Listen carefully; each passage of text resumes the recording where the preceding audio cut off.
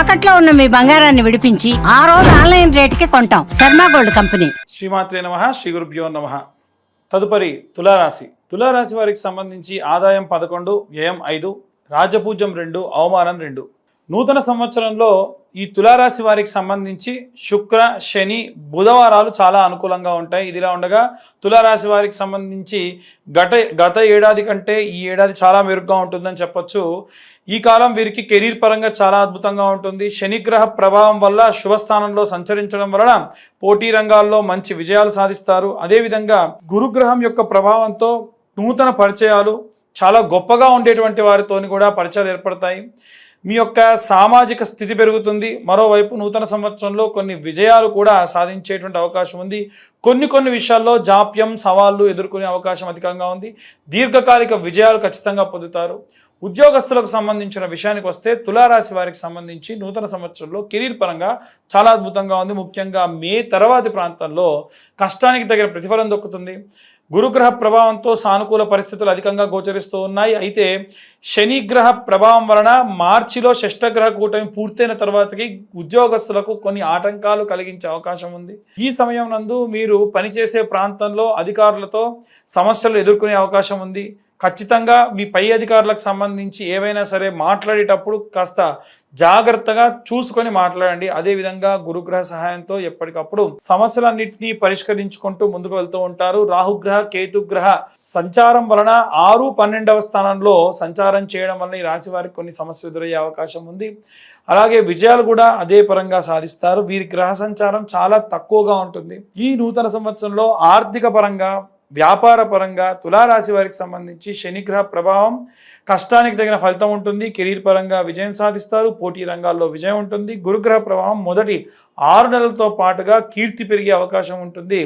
మీ యొక్క ప్రయత్నాలకు తగినటువంటి గుర్తింపు లభిస్తుంది. అయితే ఆర్థిక పరంగా చిన్న సవాళ్లు ఎదుర్కొన్నా మునుముందు వ్యూహాత్మకమైనటువంటి నిర్ణయాలు ఖచ్చితంగా వచ్చే అవకాశం ఉంది. దీర్ఘకాలిక ఆర్థిక స్థిరత్వంపై ప్రత్యేక శ్రద్ధ వహించాలి.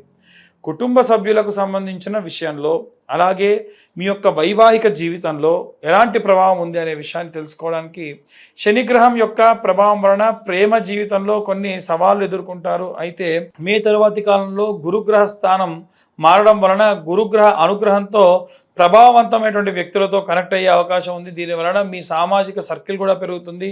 మీరు సంబంధ బాంధవ్యాలన్నీ కూడా పెంచుకుంటారు. కమ్యూనికేషన్ స్కిల్స్ కూడా బాగా పెరుగుతాయి. కుటుంబానికి సంబంధించిన విషయానికి వస్తే ప్రారంభంలో అనుకూలంగా ఉన్న గురుగ్రహ ప్రభావంతో కుటుంబ జీవితంలో వాతావరణంలో ఆహ్లాదకరంగా ఉంటుంది. సంవత్సర ప్రారంభం నుంచి మార్చి వరకు కూడా శని 7వ స్థానంలో సంచారం చేయడం వలన మీ జీవిత భాగస్వామి యొక్క ఆరోగ్యం పట్ల జాగ్రత్త వహించండి.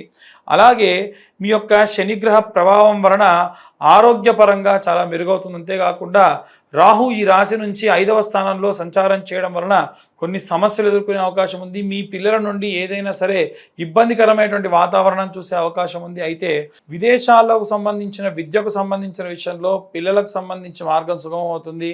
సంతానం కోరుకునే వారికి ఈ ఏడాది ఖచ్చితంగా శుభ ఫలితాలు గోచరించే అవకాశం ఉంది. ఈ నూతన సంవత్సరంలో తులారాశి వారికి సంబంధించి ఆరోగ్యపరమైనటువంటి ప్రత్యేక శ్రద్ధ వహించాలి. మొదటి 6 నెలల్లో శనిగ్రహ ప్రభావం వలన చిన్న ఆరోగ్య సమస్యలు రావచ్చు. వాతావరణ సంబంధిత వ్యాధులు వచ్చేటువంటి అవకాశం ఉంది. అయితే గురుగ్రహ ప్రభావం వలన 9వ స్థానంలోకి సంచారం చేయడం వలన శక్తి సామర్థ్యాలు పెరుగుతాయి. మీరు ఆరోగ్యపరంగా మంచి మెరుగైనటువంటి వాతావరణాన్ని చూస్తారు. అలాగే ఆరోగ్యపరమైనటువంటి ఆహారపరమైన అలవాట్లు కూడా చాలా జాగ్రత్త వహించాలి. ఇవి ఈ రాశి వారికి సంబంధించిన విషయంలో. పూర్తిగా ఈ రాశి వారిలో అన్ని వర్గాల వారు ఎలాంటి రెమెడీస్ తీసుకోవాలి, ఎలాంటి మంత్రపఠనం చేయాలనే విషయాన్ని ఇప్పుడు మనం తెలుసుకుందాం. ఈ యొక్క విశ్వావసునామ సంవత్సరంలో విద్యార్థులు ఎవరైతే ఉన్నారో నీల సరస్వతి స్తోత్రం లేదా మేధా దక్షిణామూర్తి స్తోత్రం చదవడం కానీ వినడం కానీ చాలా విపరీతమైన శక్తినిస్తుంది. అలాగే నిత్యము స్వచ్ఛమైన ఆవు నెయ్యితో పిల్లల చేత చిన్న దీపారాధన చేయించి కనురెప్ప ఆర్పకుండా నిమిషన్నర పాటు చూడడం వల్ల, అది కూడా కంటికి ఈక్వల్గా ఉండేటువంటి లెవెల్లో గనక మీరు ఈ దీపాన్ని చూడడం వల్ల విశేషమైనటువంటి కంటి సైట్ ప్రాబ్లమ్స్ సాల్వ్ అవుతాయి. చూసిన ప్రతీది కూడా జ్ఞాపక శక్తిగా విపరీతంగా వారికి గుర్తుంటుంది.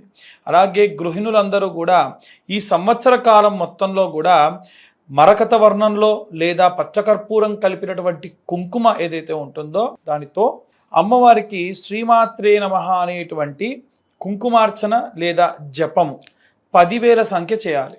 పూర్తి సంవత్సరంలో ఈ మార్చి ఎండింగ్ తర్వాత నుండి ప్రారంభమవుతూ మళ్ళీ వచ్చే సంవత్సరం వరకు చూసుకుంటే మనకు 10,000 సంఖ్య వరకు పూర్తి చేయడం వల్ల విశేష శక్తినిస్తుంది. ఆడవాళ్ళకి జరగబోయేటువంటి ఇబ్బందులు కానీ అపాయాలు కానీ తొందరగా తెలుస్తాయి.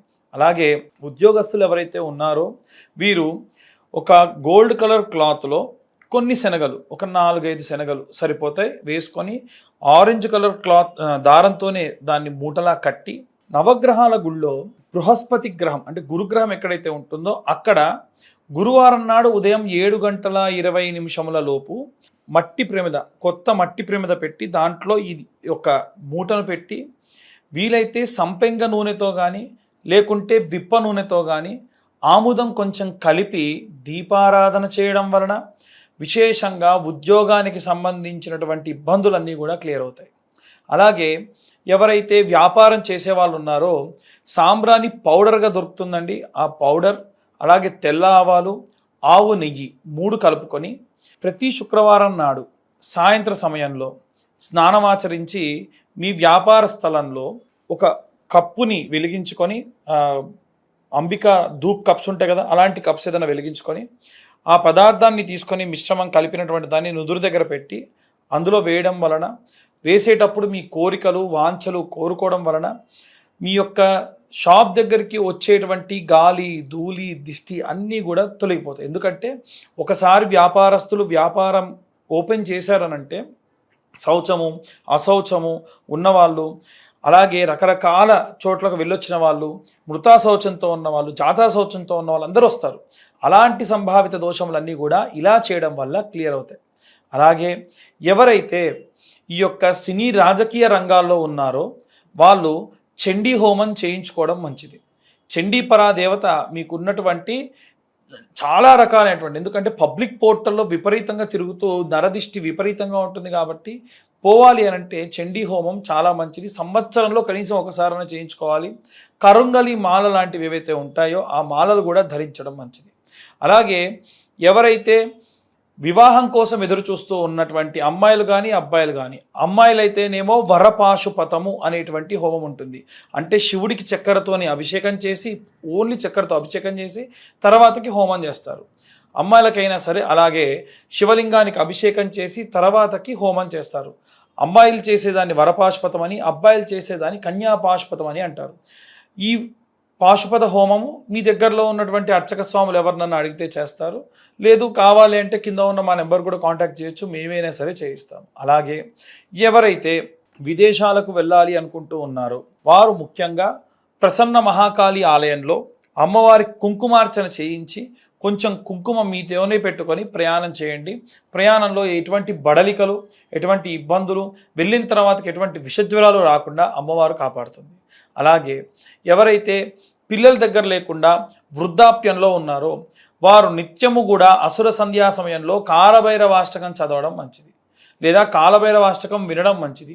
రైతులు, కుల వృత్తులు, చేతి వృత్తులు చేసే వాళ్ళు ఎవరైతే ఉన్నారో మీ యొక్క కులదేవతారాధన మానకండి. సంవత్సరంలో ఇంట ఎటువంటి ఫంక్షన్ జరిగినా అమ్మవారికి ఒక చీర పెట్టుకోండి చాలు, అమ్మవారు ఎప్పుడు కూడా మిమ్మల్ని కాపాడుతూ ఉంటారు.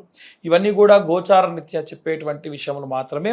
పూర్తిగా మీ జాతకం విశ్లేషణతో మీకు కావాలి అంటే కింద ఉన్న నెంబర్కి మీ పేరు, మీ date of birth, time, place పంపించండి.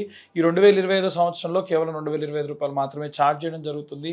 పూర్తిగా జాతకంలో లగ్నం నుంచి పంచమ, సప్తమ, నవమ, కోణ కేంద్ర స్థానాల్లో ఏ గ్రహ సంచారం ఉంది, ఎలాంటి రిజల్ట్స్ వస్తుంది అనేటువంటి విషయాన్ని డీటెయిల్గా మీతోని గంట పాటు డిస్కస్ చేసి మీ జాతకం విశ్లేషణతో చెప్పడం జరుగుతుంది. ఈ పూర్తి జాతకం కూడా 60 నుండి 70 పేజీల్లో మీకు అందించడం జరుగుతుంది. మరొకసారి అందరికీ కూడా విశ్వావసు నామ సంవత్సర శుభాకాంక్షలు. స్వస్తి.